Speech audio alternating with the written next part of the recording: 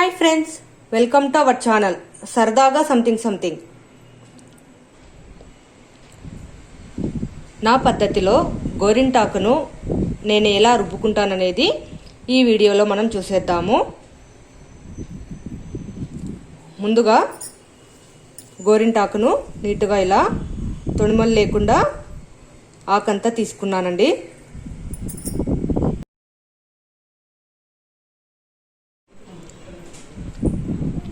సరిపడా చింతపండును కొద్దిగా వాటర్ వేసి నానబెట్టి ఉంచాను.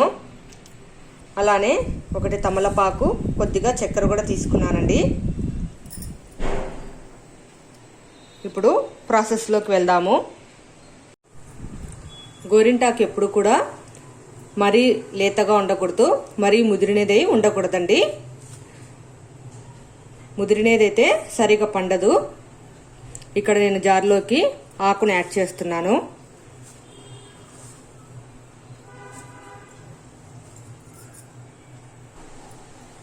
అంతా ఆకు యాడ్ చేసుకున్నాను.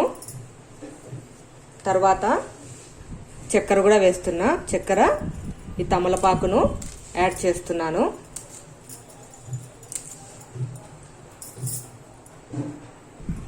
ఇప్పుడు మనం ఇందులోకి కొద్దిగా నానబెట్టి ఉంచుకున్న చింతపండు వాటర్ని యాడ్ చేస్తున్నా. చింతపండు, కొద్దిగా వాటర్ అండి. ఒకటేసారి ఎక్కువగా పోసుకోకూడదు,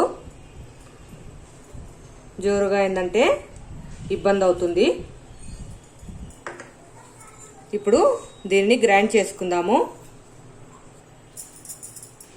ఇలాగా గ్రైండ్ చేసుకోవాలి గోరింటాకు అంతా, ఇలా మెత్తగా. ఈ గోరింటాకు నేను పెట్టుకొని ఎలా పండిందనేది నేను మీకు చూపిస్తాను.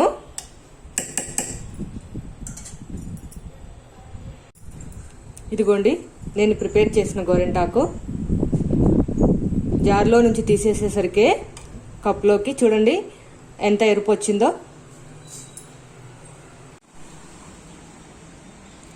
చూశారు కదా ఎంత ఎర్రగా పండిందో.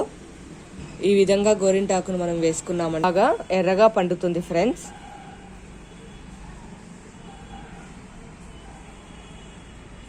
ఈ వీడియో కనుక మీకు నచ్చినట్లయితే లైక్ చేయండి, షేర్ చేయండి.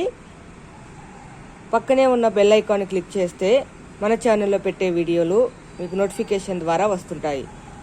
సబ్స్క్రైబ్ చేయడం మాత్రం మర్చిపోకండి. Bye friends.